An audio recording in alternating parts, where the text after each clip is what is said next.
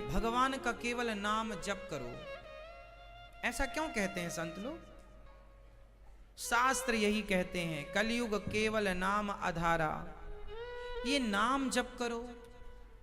संत लोग भी यही कहते हैं, केवल नाम जपो भगवान का। नारद जी भी कीर्तन करते हैं, श्रीमन नारायण श्रीमन नारायण। ये नाम जप करो क्यों कहा जाता है ऐसा? क्यों? और लोग नाम जप नहीं करते। संत जितना चीख चीख कर कह रहे हैं नाम जप करो, नाम जपो, उतना ही आप लोग नाम नहीं जप रहे हैं। क्यों? क्यों नहीं जप रहे हैं आप लोग? क्योंकि आपके अंदर एक चीज की कमी है। क्या? क्या नहीं है आपके अंदर? क्या नहीं है? आपके अंदर औपचारिकताएं बहुत हैं, आपके अंदर फॉर्मेलिटीज बहुत हैं, आप पूजा बहुत करते हैं, लेकिन आपके अंदर कमी है भगवत प्रेम की। सांसारिक प्रेम की कमी नहीं है। पत्नी के लिए बहुत प्रेम है आपके अंदर, बच्चों के लिए बहुत प्यार है आपके अंदर, प्रेम की कमी नहीं है आपके पास, पर प्रेम भगवान के लिए कम है। और एक बात बताओ, माँ दिन भर अपने बेटे को बुलाती है, बहुत अच्छा लगता है ना उसे बेटा, तो बार बार नाम लेकर बेटा यहाँ आओ, बेटा यहाँ आओ, बेटा। माँ अपने बच्चे का नाम बार बार जपती है। क्यों जपती है? क्योंकि उससे जोर से, क्योंकि उससे जोर से बोलो मेरी माँ, क्योंकि उससे प्रेम है। माँ अपने बच्चे को बार बार देखती है, क्योंकि उससे। आप अपनी पत्नी से बार बार मिलते हैं, उसे बार बार देखते हैं, क्योंकि आपको उससे, जिससे प्रेम होगा पड़ोसन से होगा, तो आप पड़ोसन को बार बार देखने की कोशिश करेंगे, बार बार उससे बात करने की कोशिश करेंगे, बार बार उसका नाम लेने की कोशिश करेंगे। किसी से भी आपका प्रेम हो, आप बार बार उससे मिलना चाहते हैं, बार बार उसको देखना चाहते हैं, बार बार उसका नाम लेना चाहते हैं। भगवान का नाम नहीं निकलता है बार बार, इससे सिद्ध हो गया कि भगवान से प्रेम नहीं है। प्रेम होगा तो निकालना नहीं पड़ेगा नाम भगवान का, अपने आप धड़कन की तरह धड़केगा वो नाम। जैसे दिल धड़कता है, धक धक चल रहा है, अब मैं बात कर रहा हूं आपसे, आप बैठे हैं यहां, फिर भी वो अपना काम कर रहा, दिल धड़क रहा है। उसी तरह जब प्रेम होगा तो रोम रोम से कृष्ण कृष्ण श्रीमन नारायण की ध्वनि निकलने लग जाएगी। वो प्रेम चाहिए, उस क्वालिटी का। आप लोगों के पास प्रेम है, सांसारिक प्रेम है, संसार से आप प्रेम करते हैं, भगवान से प्रेम नहीं है। इसलिए 24 घंटे में आप कितनी देर नाम जप करते हैं बताओ? कितनी देर भगवान का ध्यान करते हैं बताओ? भगवान का ध्यान जितनी देर करते हैं, उससे ज्यादा तो आप अपनी पत्नी का ध्यान करते हैं, उससे ज्यादा तो आप अपने पति का ध्यान करते हैं, उससे ज्यादा तो आप अपने बच्चों का ध्यान करते हैं, उससे ज्यादा तो आप अपनी बिजनेस, व्यापार, फैक्ट्री, मकान, दुकान का ध्यान करते हैं। आपको मकान, दुकान का ध्यान, परिवार का ध्यान ज्यादा होता है, भगवान का ध्यान। इसका मतलब यह है कि जिसका ध्यान ज्यादा है, प्रेम उससे ज्यादा है। जिसका ध्यान कम है, उससे प्रेम कम है। भगवान को पाने का क्या तरीका है, क्या उपाय है, जरा बताओ? कौन सा उपाय है? क्या किसी यज्ञ से, जप से, तप से कली काल में क्या भगवान को पाया जा सकता है? गोस्वामी जी मना करते हैं, कलियुग जोगे न यज्ञ न ज्ञाना, कलियुग जोगे न यज्ञ न ज्ञाना, एक आधार राम गुण गाना। एक केवल नाम के बल पर, और नाम भी कैसा हो, कैसे लिया गया नाम हो, कैसे नाम लिया गया हो, हाँ कैसा नाम हो? राम राम सब कोई कहे, दशरथ कहे न कोय, एक बार दशरथ कहें सो कोटि यज्ञ फल हो। राम राम सब कहते हैं पर दशरथ कोई नहीं कहता। तो दशरथ कहे न कोई और एक बार दशरथ कहे, ये एक बार दशरथ कहने से क्या करोड़ों यज्ञों का फल मिलता है। हाँ, दशरथ क्या है? दशरथ मतलब राम राम सब कोई कहे, दशरथ कहे न कोई। ये दशरथ का मतलब क्या हुआ? दशरथ यहां किसको कहा गया है? दशरथ मतलब 10 इंद्रियां। दशरथ मतलब कितनी इंद्रियां? 5 ज्ञानेंद्री प्लस 5 कर्मेंद्री। ज्ञानेंद्री 5, आंख का काम है देखना, आंख को ज्ञानेंद्री कहते हैं क्योंकि इससे रूप का ज्ञान होता है, कान से शब्द का ज्ञान होता है, जिह्वा से रस का ज्ञान होता है, नाक से गंध का ज्ञान होता है और चमड़ी से स्पर्श का ज्ञान होता है। तो ये ज्ञान इंद्रियां हैं। तो 5 ज्ञानेंद्री प्लस 5 कर्मेंद्री। कर्मेंद्री हाथ कर्म करता है लेने देना, पांव चलना फिरना, मुंह बोलना बतलाना, 3 और 2 गुप्तेंद्री मूत्र द्वार मल द्वार, टोटल 10 इंद्री। तो राम राम सब कोई कहे, दशरथ कहे न कोई। दशरथ का मतलब क्या हुआ? दशरथ कहे न कोई मतलब 10 इंद्रियों को कंट्रोल करके। अभी आपकी इंद्रियां, आपकी आंख कहीं जा रही है, आंख कुछ देखना चाह रही है, कान कुछ सुनना चाह रहे हैं, शरीर कुछ छूना टच करना चाह रहा है। इसका मतलब आपकी इंद्रियां अभी अस्त व्यस्त हैं, कोई यहां भाग रही है, कोई वहां। कंट्रोल। अब आपकी इंद्रियां जब कंट्रोल में नहीं है और आप राम राम जप रहे हैं, राम राम, और पड़ोसन को भी देख रहे हैं, राम राम राम राम राम राम राम राम राम राम राम राम राम।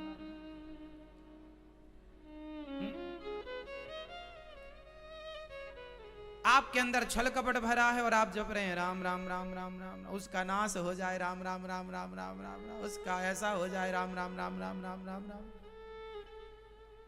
इस राम राम का कोई फायदा नहीं। सब जप तो रहे हैं राम राम, कहां लाभ मिल रहा? लोग चिल्ला रहे हैं, हे महाराज हम इतनी भक्ति कर रहे हैं, कोई फायदा नहीं। जिस तरीके से करना चाहिए कर कहां रहे हो? शास्त्रों ने शर्तें बताई तो हैं, ऐसे नहीं ऐसे करना। क्यों जी? जैसे करना है वैसे ना करोगे तो कैसे करना है? तो सबसे पहले अपनी इंद्रियों को अपने कंट्रोल में करना है। कितनी इंद्रियों को? सारी इंद्रियों को, 10 को। आंख वही देखे जो आप दिखाना चाहें। क्या देखना है आंख को? केवल भगवान के चरणों को आंख देखे, भगवान को देखे। कान वही सुने जो आप सुनवाना चाहते। कई बार आप मुन्नी बदनाम वही सुनते हैं, आपके कान मुन्नी की तरफ भागते हैं, चलो मुन्नी बदनाम सुन लेते हैं। शीला की जवानी सुनने लग जाते हैं आपके कान, ब्लू है पानी पानी सुनने लग जाते हैं आपके कान, कथा से वंचित रह जाते हैं आपके कान। बोलो हाँ नहीं? ब्लू है पानी नहीं सुना आपने?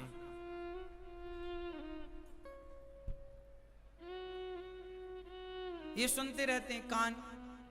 तो अभी कान संयमी नहीं है आपके। कानों को केवल कथा का आदि बनाओ कि हे कान तुम केवल कथा सुनना सीखो, अच्छी बातें सुनना सीखो। और आप यदि शीला की जवानी और मुन्नी के बदनाम से बच भी गए आपके कान, तो पड़ोसन की प्रपंच सुनते हैं आपके कान। हाँ या ना? गांव शहर में नुक्कड़ में बूढ़े लोग, जवान लोग, बच्चे सब ग्रुप बैठ जाते हैं और दिन भर उसकी बुराई, उसकी चुगली, उसकी निंदा यही सुनते हैं आपके कान दिन भर।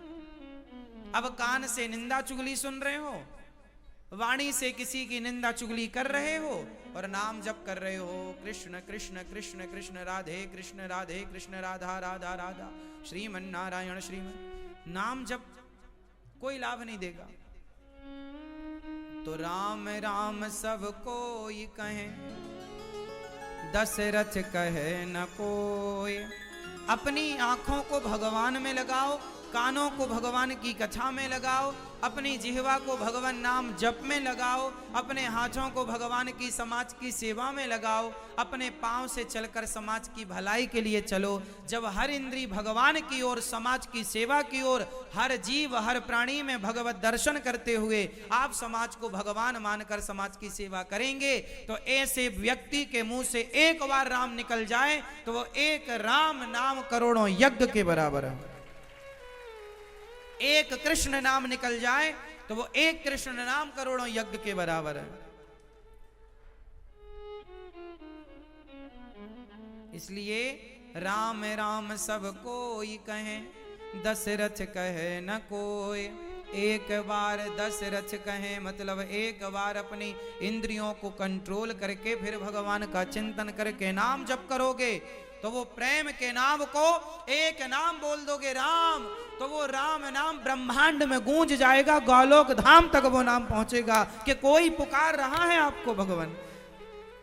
ध्रुव जी ने उसी कंट्रोलिंग के साथ नाम जप किया, तो वो ध्रुव जी ने यहां से पुकारा ब्रजमंडल से और आ गए ना बैकुंठ के भगवान। सुन लिया ना, यहां से वहां कनेक्टिविटी हो गई। और आप लोग रोज चिल्लाओ, क्या फायदा। इसलिए नाम जप करो, प्रेम मंत्र जाप मम दृढ़ विश्वासा, विश्वास के साथ प्रेम के साथ वो नाम जप हो। भगवान के चरणों में इतनी प्रीति हो, इतना प्रेम हो, कैसा, जैसे भरत जी का था। कैसा प्रेम हो, भक्ति कैसी होनी चाहिए, इसलिए तो भक्तों ने करके बताई ऐसी होनी चाहिए, गोपियों ने करके बताई ऐसी होनी चाहिए। गोपियां भक्तों की कौन है, आचार्य हैं, उदाहरण है गोपियां। भरत जी उदाहरण है, ध्रुव जी उदाहरण है, प्रहलाद जी एग्जाम्पल है ना। ऐसी भक्ति होती है, ऐसा होगा तो भगवान आएंगे, तुम्हें मिलेंगे, वरना ऐसे तो तुम्हारी आंख कहीं कान कहीं। और जब ऐसे तो तुम्हारे बाप दादे सब जब जब के मर गए, कुछ ना हुआ किसी का। इसलिए संतों ने जैसी वाणियां, जैसा ज्ञान हम सबको दिया है, उस राह पर चलना पड़ेगा। जो सिद्धांत दिया है, जो मार्ग बताया, उस पर चलना पड़ेगा। प्रेम के आचार्य श्री चैतन्य महाप्रभु, श्री गौरांग महाप्रभु, गोपियां जब तड़पी ना भगवान की याद में, समझो, जब गोपियां भगवान की याद में तड़पी, रोई, राधा रानी का विरह जब श्याम सुंदर ने सुना तो भगवान को आश्चर्य लगा। भगवान श्री कृष्ण ने कहा कि कोई इस तरह से प्रेम, अच्छा भगवान को यह नहीं पता था कि मेरी गोपियां मेरे से इतना प्रेम करती हैं। आप लोगों को यह नहीं पता कि आपकी पत्नी आपसे कितना प्रेम करती है। बच्चों को यह नहीं पता कि उनके माँ बाप उनसे कितना प्रेम करते हैं। बच्चों को यह नहीं पता होता कि उनके माँ बाप उनसे कितना प्रेम करते हैं। उसी तरह भगवान को नहीं पता था कि मेरी गोपियां मेरे से कितना प्रेम करती हैं। वो तो चले गए, वो जब प्रेम की स्थिति में यहां वो व्याकुल हो गई, तड़पने लगी। कई कई दिन होश नहीं था गोपियों को, बेहोश थी। उनके शरीर से केवल, उनकी वाणी से केवल कृष्ण कृष्ण निकल रहा था। जब ऐसी वार्ता माता रोहिणी से भगवान ने सुनी, जब भगवान श्री कृष्ण कुरुक्षेत्र आए 100 साल के बाद, द्वारिका में जब 100 साल का काम पूरा हुआ तो भगवान कुरुक्षेत्र आए। और वहां जब गोपियों से भेंट हुई, नंद बाबा यशोदा भी कुरुक्षेत्र गई थी, वहां 100 साल बाद भेंट हुई। और वहां से लौटते समय वृंदावन भगवान 100 वर्षों के बाद आए। यहां से जाने के बाद तब यहां वृंदावन में भगवान की चर्चा हुई। माता रोहिणी ने भगवान कृष्ण को बताया कि तुम्हारे जाने के बाद इन गोपियों के 100 साल कैसे बीते, तुम्हारे बिना एक एक दिन कैसे गुजरा। निमिष निमिष करुणानिधि, एक एक क्षण एक एक कल्प की तरह कट रहा था। जब वो मां बताने लगी, मां रोहिणी, कि कृष्ण तुम्हारे वियोग में गोपियां ऐसे तड़प रही, ऐसे रो रही, और जब वो व्याख्यान उस विरह का किया तो भगवान श्री कृष्ण का शरीर पिघल गया। जैसे अधिक ताप में लोहा पिघल जाता है, अधिक ताप ज्वालामुखी जब फटता है तो पत्थर पिघलता है, पानी बनता है, पानी की तरह। उसी तरह उस प्रेम में, उस प्रेम की गर्मी में, उस प्रेम के ताप में भगवान पिघल गए और उनके हाथ, पांव, आंख, शरीर, पलकें, सब कुछ पिघल गया। और जब पिघला, मां रोहिणी ने जब आंखें उठाकर देखी, नारद जी ने रोका कि वो देखो भगवान का क्या हुआ। और मैया ने जब बात रोकी, अपनी कथा रोकी, वो कन्हैया ने जब मां कन्हैया की तरफ देखी तो कन्हैया का शरीर पानी बनकर पिघल रहा था, पानी की तरफ बह रहा था। मैया घबराई, लाला क्या हुआ? भगवान बोले, मां कुछ नहीं, मुझे इस प्रेम में रहने दो। बोले अब कैसे इलाज होगा? बोले नहीं, मैं गोपियों के प्रेम का ऋणी बनकर, सदा अपनी गोपियों का ऋणी बनकर प्रेम का खड़ा रहूंगा। मुझे नहीं पता था कि मेरी गोपियां मेरे से इतना प्रेम करती हैं। यदि पता होता तो मैं एक पल के लिए अपनी गोपियों को ना छोड़ करके जाता। अब क्या होगा? आपका शरीर का क्या होगा? बोले कुछ ना होगा, मैं प्रेम की निशानी बनकर खड़ा रहूंगा। भगवान का वही स्वरूप आज जगन्नाथ भगवान के नाम से जाना जाता है। भगवान जगन्नाथ जी के हाथ नहीं है, पांव नहीं है, आंखें नहीं है, वो स्वरूप भगवान का जो पिघल गया। और भगवान का पिघलने के बाद भगवान कैसे दिखने लगे, वही स्वरूप वो जगन्नाथ जी हैं, वही है जगन्नाथ जी। ये प्रेम है। और इतने में भी तृप्त नहीं हुए भगवान। जब गोपियों के बारे में भगवान ने सुना तो भगवान को लगा मैं प्रेम का ऋण उतारने कैसे जाऊं, मैं प्रेम का ऋण कैसे उतारूं, एक बार मैं भी तो देखूं कि विरह क्या होता है। तब एक बार भगवान गौलोक धाम से फिर से वापस आए और भगवान श्री कृष्ण इस धरती पर श्री चैतन्य महाप्रभु बनकर आए। क्या बनकर आए? ये कलयुग की घटना है। चैतन्य जिन्हें गौरांग महाप्रभु कहते हैं, चैतन्य महाप्रभु बनकर आए और उन्होंने गोपियों के प्रेम का क्या अनुभव था, भगवान ने विरह को महसूस करके, अभी तक तो विरह को सुना था मां के मुंह से, गोपियों का विरह भगवान ने सुना। अब उस विरह को सुनने के बाद उन्होंने कहा एक बार मैं देखूं तो ये विरह होता कैसा है। इसलिए चैतन्य महाप्रभु भगवान का, जब वो कृष्ण का नाम सुनते, राधा रानी का नाम सुनते ना, तो धड़ाम से खड़े गिर जाते और 2-2, 4-4 दिन की मूर्छा चैतन्य महाप्रभु को आ जाती। 4-4 दिन समाधि में रहते और कृष्ण कृष्ण, राधा राधा, हरे कृष्ण हरे कृष्ण। हरे कृष्ण में जो हरे है वो राधा सूचक है, वहां पर हरे मतलब राधा है। और जहां पर हरे राम है वहां हरे का मतलब सीता है। ये युगल उपासना है। हरे कृष्ण में जो हरे है वो राधा रानी का है, तो युगल उपासना। तो जब वो कहते हरे तो राधा रानी का स्मरण हो जाता, हरे कृष्ण मतलब राधा कृष्ण। और उस नाम में वो कृष्ण ही तो थे, उन्होंने राधा रानी के उस विरह को महसूस कर रहे हैं कि देखो अब उन्हें राधा जी का विरह है। राधा को तब कृष्ण का विरह था, अब चैतन्य महाप्रभु के रूप में कृष्ण को राधा जी का विरह है और वो उस विरह को महसूस करते। इसलिए प्रेम की पराकाष्ठा या तो गोपियों में है, या तो भरत जी में है, या तो श्री चैतन्य महाप्रभु में है। प्रेम की पराकाष्ठा आचार्यों में